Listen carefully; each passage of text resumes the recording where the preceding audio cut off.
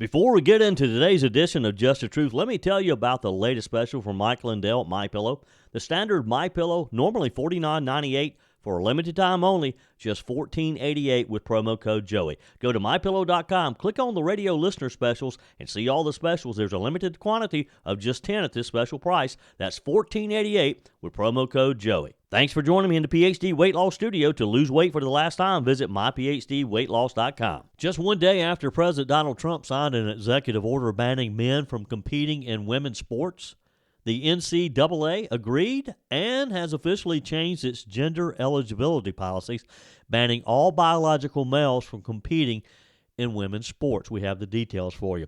There'll be some tough decisions in store for sanctuary cities after Attorney General Pam Bondi turns off the federal funding spigot for any city who embraces sanctuary city status and protects illegals. And for nearly 4 decades, the South Carolina Policy Council has been a leader in tax reduction reform, private property rights, education reform, judicial reform, government deregulation, transparency, and governmental accountability, and efforts to expand individual liberty. This week, they released their 2025 legislative agenda. Michael Burris joins us to talk about the recent results of a statewide poll about the issues South Carolinians believe are important. I told you we'd be back. And ye shall know the truth, and the truth shall make you free. It's Joey Hudson. I wanted to name it the Joey Hudson bill, but they don't allow you to put names on bills. But I wanted to call it the Joey Hudson bill because I know that one's been near and dear to you for a number of years. That's how it's done. Let your voice be heard. And the truth shall set you free. Here's Joey Hudson. Newly confirmed Attorney General Pam Bondi has a message for sanctuary cities. No more federal funding. She has their attention now. We have the whole story for you. But first, breaking news yesterday afternoon and other common sense actions. Finally, the NCAA has officially changed its gender eligibility policies, banning all biological males from competing in women's sports. The announcement came just one day after President Donald Trump signed the No Men in Women's Sports Executive Order, which established a national standard on the issue. So under the new policy, a student athlete assigned male at birth is no longer eligible to compete on women's teams, while biological females remain allowed to compete on men's teams. That's how it's been for years. The decision marks a significant shift from the previous NCAA policy, which had allowed biological males to compete in women's divisions after a year of testosterone suppression. Now, we have been struggling with this for several years now. Joe Biden and Kamala Harris sat back and allowed a few sick men to destroy sports for some women who had worked their entire childhoods to compete at the collegiate level. And they'll never get that back. It just shows all Joe Biden had to do was say no, and the nonsense would have gone away. It just sickens me to think about what some of these young ladies have had to endure. Former NCAA swimmer Paula Scanlon told Laura Ingraham that it was crazy that she had to be at the White House signing event to get this accomplished.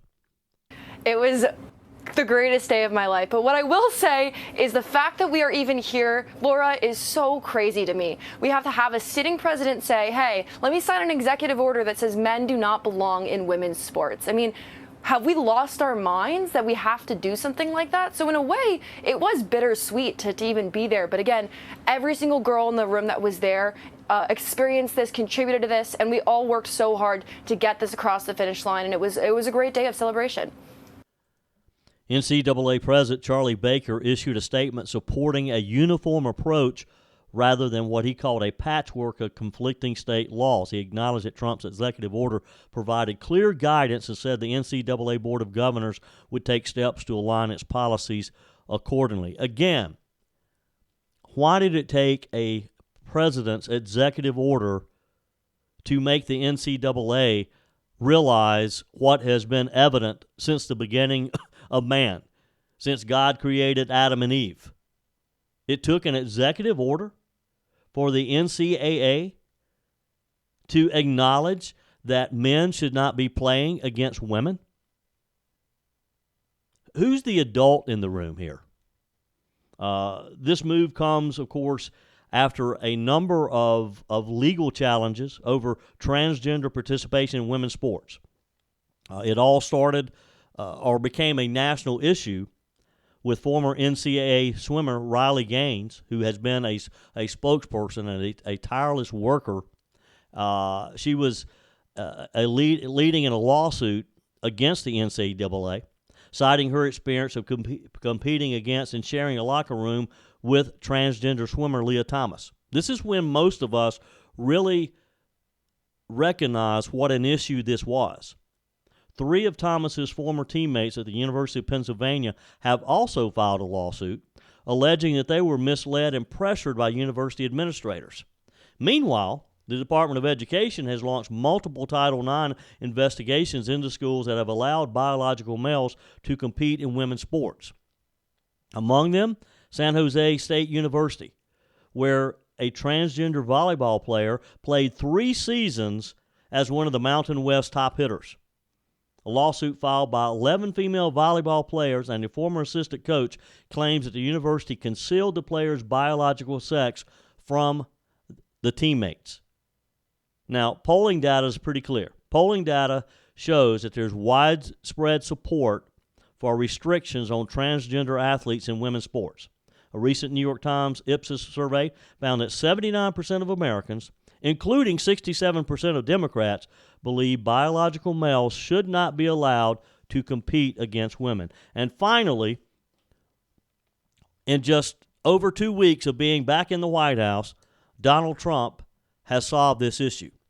Now, I hope that those lawsuits continue, because I hope some of those idiots at some of those schools and some of the people in the NCAA, they're held accountable for not stepping up and, again, being the adult in the room and stopping this nonsense before it got so far along. Leah Thomas should have never been allowed to swim against Riley Gaines, period. But he was. And Riley Gaines, again, would never get that experience back. Moving on, Attorney General Pam Bondi ordered a pause on federal funds for the so-called sanctuary cities. Some city leaders around the country have some decisions to make.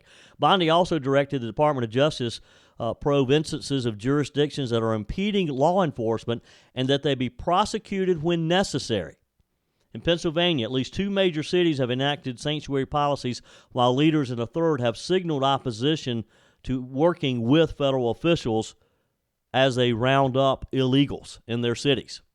Philadelphia notably announced that its new paradigm when Mayor Jim Kenney videotaped himself dancing in his office and singing, "We are a sanctuary city," after a judge ruled in the city's favor on enacting such policies. The video went viral. He became a star among the left. A representative for current Mayor Sherrell Parker declined to comment on Ms. Bondi's action. Lancaster, a blue dot in Amish country sea of red, also approved sanctuary city status, while Republicans at the county level have passed an ordinance ensuring cooperation with the feds. We have just a hodgepodge of cities around the country, with some cities in a county that the county is going to cooperate and the city says they're not. Pittsburgh is not formally a sanctuary city. Democrat Mayor Ed Gainey recently announced, "I'm not going to be working with ICE," after border czar Tom Homan took the reins in Washington. It's going to get dicey because Pam Bondi, with the support of President Donald Trump, is not going to back down. We're going to have another standoff. They're going to stop federal funding, and some leftist woke judge will probably step in and try to stop it, or at least postpone it. I got a feeling, though, that all of these lawsuits, and they're starting to add up, because everything Trump tries to do, some liberal leftist judge appointed by Barack Obama or Joe Biden steps in and tries to stop it or slow it down, because that's all they're going to do is slow it down. Because I got a feeling that as some of these cases start reaching the Supreme Court are going to fall on Donald Trump's side in these cases. House Minority Leader Jesse Topper from this is back in Pennsylvania, said in an interview yesterday that it's position of the GOP caucus to support the law. He said, if these municipalities, talking about Pittsburgh and Philadelphia, are not upholding the law, then I would expect there to be consequences, and I support that. Asked what he'd say if city leaders sought assistance from him, he said, I'd tell them to enforce the law. And it's just that simple. Senator Jarrett Coleman from Allentown, Pennsylvania, said that Ms. Bondi is totally within her rights to give cities this ultimatum. Said, I can't imagine that losing that funding would be easy to manage for Philadelphia, and imagine that they're going to have some tough decisions to make. Yeah, I can promise you they can dance around and talk all they want. I got a feeling, though, that when they have to make a decision on whether to take the money or not take the money, they're going to take the money every single time. They're not going to try to operate these cities without our federal tax dollars. And she's going to stare them down. And Donald Trump's going to back her up 100%. So it's going to be fun to watch as these liberal, leftist, loudmouth mayors have to make the decision. Do we take the money or do we do what Donald Trump's asked us to do? I got a feeling they're going to take the money. The House Oversight Committee got kind of interesting yesterday as they convened to examine government spending on animal experiments, including studies involving transgender lab animals. You heard me right. Transgender lab animals. The hearing featured testimony from advocacy groups and included the presence of beagles that had been part of previous experiments. Representative Eli Crane humorously suggested that therapy dogs should become a permanent fixture in committee hearings, noting their positive impact on members' moods. So here's what happened. A new report has revealed that $10 million of our money was used to create transgender animals in government-funded research. The findings released by White Coat Waste Project were the focus of a hearing yesterday. Representative Nancy Mace from the 1st Congressional District of South Carolina called out the Biden-Harris administration for what she called a radical policy agenda that funded gender-related experiments on mice, rats, and monkeys. Are you getting the feeling that the Biden-Harris administration were fixated on transgenderism, whether it was with humans or with animals? They just had this fixation on transgenders. What is it? All right, so during her remarks, Representative Mace highlighted several taxpayer-funded studies, including a $2.5 million project examining the fertility of transgender mice and a $1 million study on how testosterone affects female rats exposed to date-rape drugs. Now, what could they possibly have been trying to prove here? Representative Mace criticized the expenditures as wasteful and unnecessary, arguing that the administration prioritized gender ideology over responsible government spending. Just like I said earlier this week, as we have learned some of the just crazy expenditures that the USAID agency has done. I mean, millions of dollars just wasted. Millions sent to other countries for absolutely nothing. Now we learn of this. Ms. Mace, of course, a strong advocate for animal welfare and government accountability, by the way, she pointed out that the U.S. government spends over $20 billion annually on animal testing across multiple agencies, including the NIH, Dr. Fauci's old stomping grounds, the FDA, the USDA, and the Department of Defense. She cited past efforts to halt unnecessary animal experiments, including her 2022 initiative that shut down a $1.8 million study involving drug tests on beagle puppies. Now, I remember this one. And you know how much Peg and I love our little Cocker Spaniels, Jesse and Simon. And when this whole thing came up about the experiments that Fauci was allowing on these beagles, it's heartbreaking to think about it. And that's why they had beagles in the hearing room yesterday. I'm going to share with you in just a moment some testimony. And throughout the testimony, you can hear beagles in the background. So don't be alarmed. I don't have beagles in my studio. These beagles were at a public hearing on Capitol Hill yesterday. Witnesses at this hearing included representatives from the White Coat Waste Project and researchers from Johns Hopkins Bloomberg School of Public Health. Beagles rescued from government-funded testing facilities were also present as a symbolic reminder of the ongoing debate over taxpayer-funded animal experimentation. One witness, identified simply as Mr. Goodman, answered a number of questions from Representative Mace. Here's the troubling exchange, and notice, again, the beagles being heard in the background. Thank you all for being here today. I will now recognize myself for 5 minutes of questioning.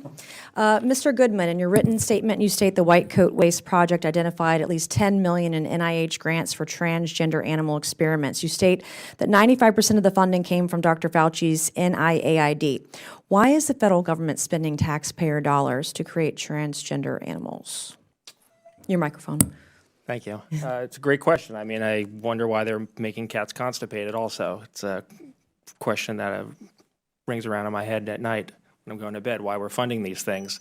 A lot of the programs that are funded do latch on to some type of social trend, and then animal experimenters use it as a money grab, as an excuse to get NIH tax funds from some, in this case, DEI grants were used to fund a lot of this stuff. So people who abuse animals find some kind of excuse to bring in new money, and they'll switch their research program over to something that's trendy to bring tax dollars into their university. I mean, that's part of the big problem here, is that colleges and universities are taking 25 to 40% off the top of every single one of these grants for indirect costs that go into a slush fund that has nothing to do with the research. So they're willing to let experimenters do whatever they want to animals to keep the money flowing in. Some people might describe that as money laundering.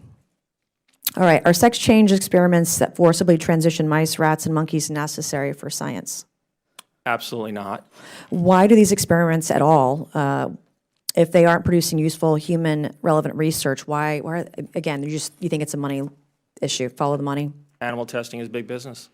As you know, I've been long vocal about animal experiments and federal funded animal testing, and worked with you to prevent Fauci's plan to waste almost $2 million in taxpayer dollars to maim and murder beagle puppies, for example.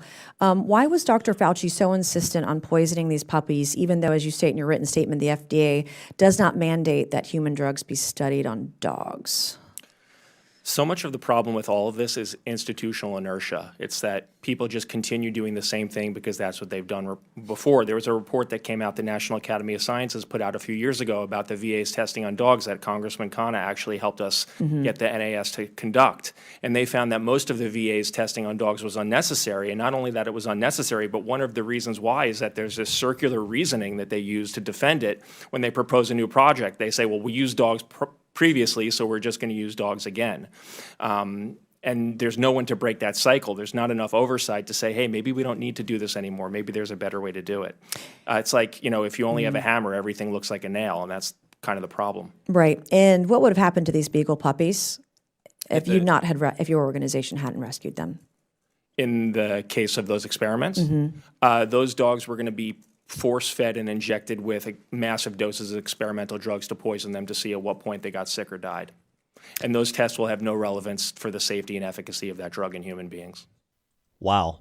So it was not going to help researchers to know whether or not the drug was going to be safe for human consumption, regardless of what they did to those poor animals. And Dr. Fauci knew about this. Ms. Mays emphasized that stopping wasteful government spending on animal cruelty is a bipartisan issue, and expressed hope that the hearing would lead to meaningful reform, and I hope she is right. Your comments are welcome on the Furman Ford text line, 864-477-JOEY. That's 864-477-5639. Emails always welcome, joey@joeyhudson.com. There's a lot of talk about making America great again, and it begins with making America healthy again. Dr. Ashley Lucas and her team at PhD Weight Loss are at the forefront to educate and guide you to be your best self. The millions being spent in propping up Big Pharma are astounding, only to create long-term dependency and harmful side effects. Let's take a natural approach that isn't connected to a pharmaceutical company's bottom line. The coaches at PhD Weight Loss will show you how. The entire program is centered around science and nutrition, a proven roadmap that has helped over 8,000 clients Lose over 331,000 pounds. You'll learn what to eat and when, how to quiet cravings, and finally get rid of that belly fat. Plus, you'll never take a medication. How many pounds would you like to lose in 2025? Do it the natural way with PhD Weight Loss, here to lead the charge to make America healthy again. Call PhD Weight Loss and schedule your consultation. 864-644-1900. That's 864-644-1900, or go to myphdweightloss.com.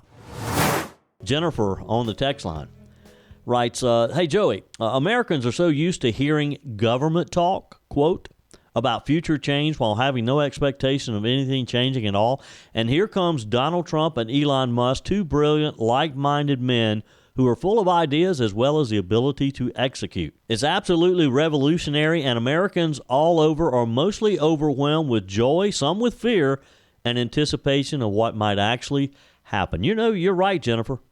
We've never seen anything like this. This is what we have hope for.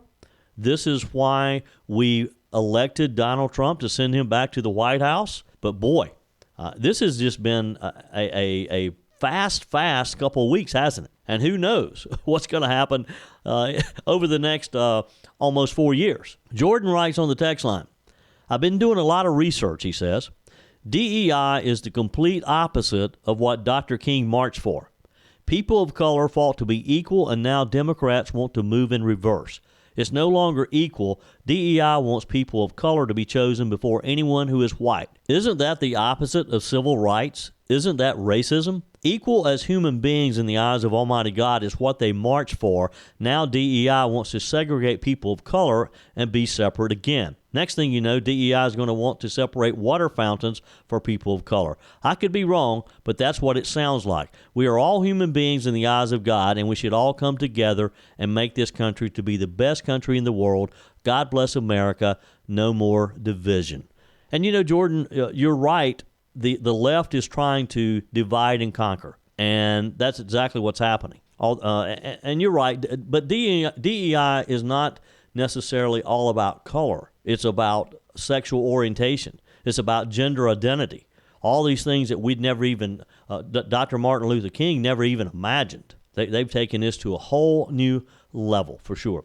Ginger writes on the text line, Joey, I've seen several Facebook posts suggesting that cutting DEI will do away with protections for the disabled in their jobs, such as a bag boy in the grocery store who is on the autism spectrum or a veteran with disabilities. Do you have the real story on this? Thanks for all you do. Ginger, cutting DEI will not do anything or have any effect on the Americans with Disability Act. And that's what the two examples that you gave fall under. We are still going to protect people with disabilities. DEI is just something that the left and the woke have come up with in recent years. They've been building on this for a long, long time. But DEI is more about the diversity, the equity, the inclusion is about hiring people not because they're qualified for the job, but because they fall in, they check some box off. And it protects transgenders. It protects people of color to a degree. In other words, if your company does not have an equal amount of black people, of Asian people, then rather than hire someone who's qualified for the job because you need someone of color, then you hire someone of color. A lot of schools had started using this for their admissions. Rather than hiring someone, let's say medical school, for example, because this has been used quite often. Rather than hiring someone who was at top of his class, a white male, you hire a black female because she's female and she's black. Maybe she doesn't have the grades and doesn't have the experience to go to medical school, but she checks off that box. That's what DEI is all about. Texter, this is Jerry, says, hey, Joey, when it comes to foreign nationals, maybe the policy should be to just have visits allowed in non-consecutive years. Maybe so. From the New York Post, and this is back on the Tom Holman and ICE and just the overall roundup of the dangerous illegals who are in our country. The Post writes about the East Hamptons. Now, the East Hamptons is out on Long Island. It's a very ritzy area. It's in fact, the New York Post says the median property value is $2 million. That's the median. I mean, there's properties out there that are 10, 15, $20 million. This is the area where the Obamas have their summer home, okay? So evidently, village and town leaders held a special meeting this week because they're concerned that ICE is going to raid their little enclave out there and take away their housekeepers, take away their landscaping folks, take away their laborers. So the East Hampton Village Police Chief, Jeffrey Erickson, stressed that local law enforcement do not have the authority to enforce federal law and that they won't hold on to undocumented immigrants if given an ICE detainer. Basically, they're saying they're not going to cooperate with ICE.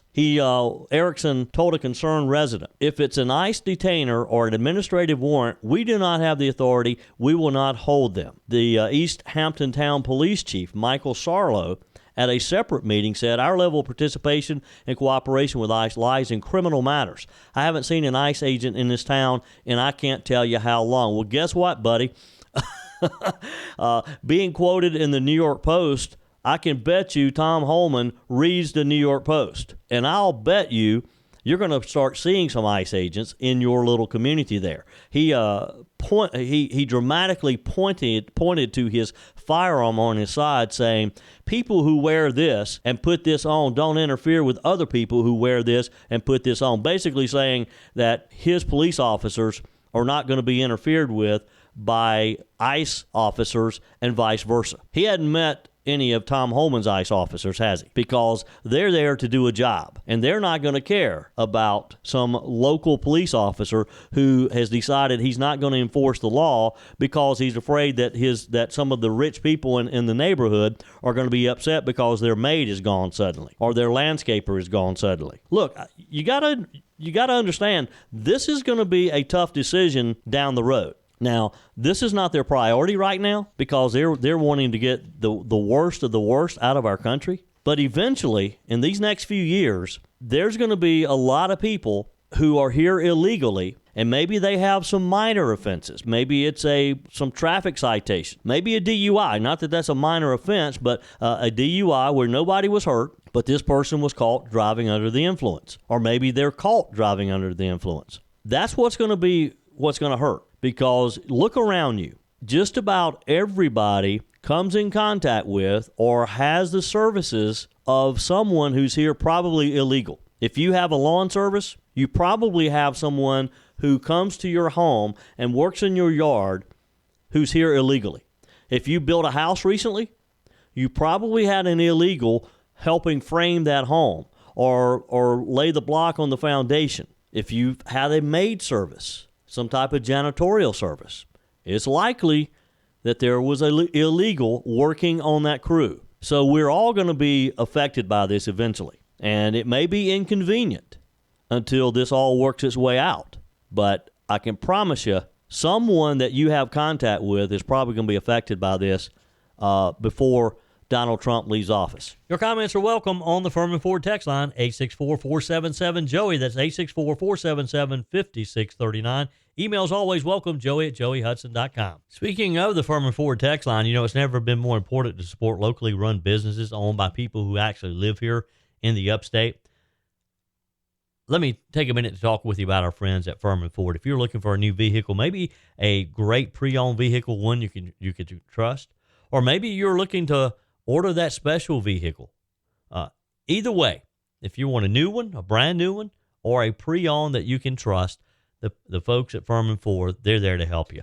Their name is on the sign because their name is on the line, because every single transaction is important to them. Jim Furman, Matthew Furman. They do business the right way. When you stop by, when you give them a call, or maybe when you just send them a quick email, you're always going to have access to a member of the Furman Ford family. And by the way, they also offer great service, and you're not going to have to wait weeks and weeks to get it done. And you do not have had to purchase your vehicle at Furman Ford. Doesn't even have to be a Ford. They service all makes and models. Visit my friends at Furman Ford online at FurmanFord.com, FurmanFord.com.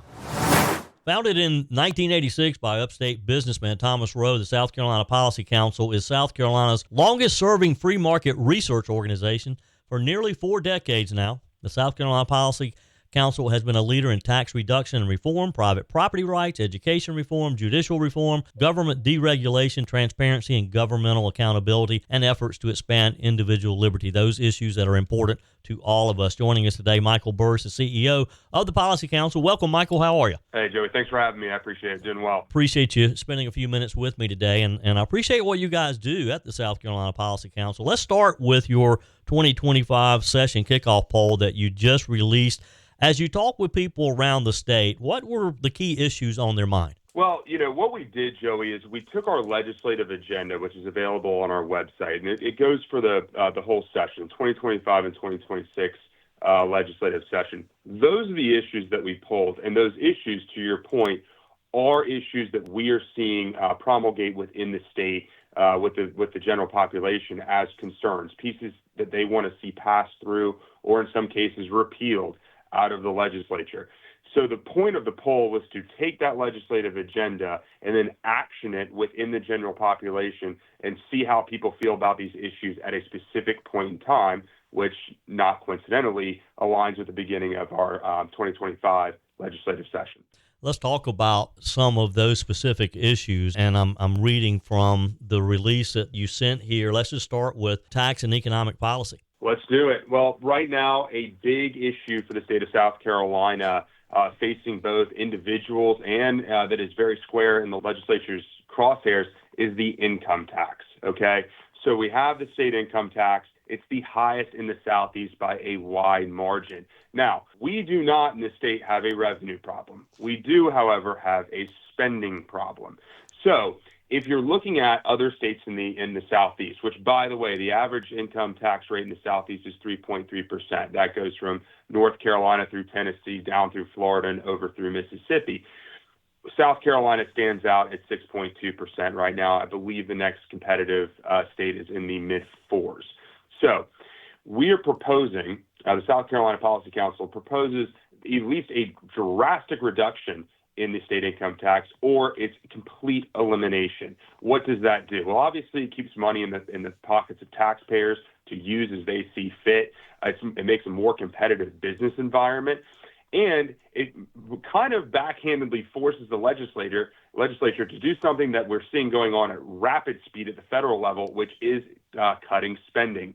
And so that is really, I come from private equity, right? I just started at the Policy Council out of passion. But when you're in a business, you're looking at your revenue streams. You're looking at your expenses. Then you have your fixed costs, your taxes and insurance at the bottom, and then you're driving to NOI, right? Well, it's no different, really, in government. We need to look at our revenue position, which is strong. Everyone loves to talk about the surpluses and rainy day funds that we have. But we really need to focus on the expenses. And if we can cut back some of those silly expenses and then decrease our revenue and parity, we're going to achieve a very stable South Carolina that is able to be attractive for individuals and businesses alike and keep money in our own pockets where it belongs. Yeah. And so we see in our responses to this, 75% of respondents said they strongly or somewhat agree in reducing or eliminating the state income tax. Joining me today, Michael Burris, CEO of the South Carolina Policy Council. You talk about some of those expenses. Are there specific areas that you guys would like to see the legislature cut expenses? Well, I think just getting into general earmarks is where you need to start, right? So look at what's going on at DOGE right now. We're seeing all this stuff come out at USAID, $3 million to understand how a shrimp runs on a treadmill, okay? Yeah. We spent $1 million in South Carolina standing up a podcast last year. So let's start with the low-hanging fruit, things that really don't fall into the function of government. And if we can get some of that taken care of, which is a substantial amount, then we can look at things like state agencies. Now, when we talk about state agencies, by law, in the state of South Carolina, we have zero-based budgeting, right? So an agency is supposed to come before the legislature and say, here's what I spent last year, and here's what I'm asking for this year, right? Mm-hmm. That doesn't happen. They're simply coming up and saying, this is what I need this year for these programs without taking into account what they spent last year. That's a problem. We need to follow state laws to zero-based budgeting, Joey, and that's going to help us and help the legislature really understand where some of this current funding is going and whether or not it's relative or, needed in that agency. Yeah. I tell you, one of the most exciting things out of Washington these past couple of weeks, and it's hard to believe that Donald Trump was just inaugurated on the 20th of January, but DOGE and some of the things that they're bringing to our attention, we all knew they were there, but when you see it in black and white, it's just another. Do we need a South Carolina version of DOGE? Well, it's funny you mentioned that. That is, I'm not going to tip my hand too hard right now because I don't want to get out of turn, but that is something that is on the table. And we're really excited to be a part of that if it comes to fruition. I think the demand from the public is certainly there. We look at what's going on with USAID, how it intertwined with Politico and BBC. We look at some of these insane expenditures. Why wouldn't we take the momentum from the federal level and bring that down into one of the reddest states in the nation that overwhelmingly voted for this administration and use that example in our own state? To me, it makes perfect sense. Yeah. Michael Burris is with me today from the South Carolina Policy Council. You can see the good work that this group is doing at scpolicycouncil.org, scpolicycouncil.org, and see the issue, see a copy of their legislative agenda here. All right, so Michael, can I get a commitment from you right here that when you're ready to make the announcement that you're going to first talk with us here on Sunrise Carolina about it? We will give you a shout as soon as we have more to say. Joey, I'll tell you this. I'm a loyal guy. We put out a press release yesterday saying we were releasing this big poll. This poll cost us $15,000, by the way. This is not some backwoods, finger in the wind thing. And you responded to us quickly, so you're in the Policy Council's good graces, sir. All right. Well, that's what I want to hear. All right, so let's hit on some of the other. Let's talk about education. Where are you guys headed with this issue? Oh man, well let's start with what happened last week in the Senate. Last week in the Senate, our Education Savings Account program was passed. Okay, that's good news. We view this as a very small step towards universal school choice, right? Now, we all know, if you follow the news, that last year the state Supreme Court ixnayed the Education Savings Account. We have a new kind of court this year. The legislature has to kind of draw this back up. We understand it's sort of procedural. We, at the Policy Council, and emphatically through our poll, there is great support for not only the ESAs, but to advance to a universal school choice position within the state. Tennessee did it last week. It is the law of the land in Tennessee.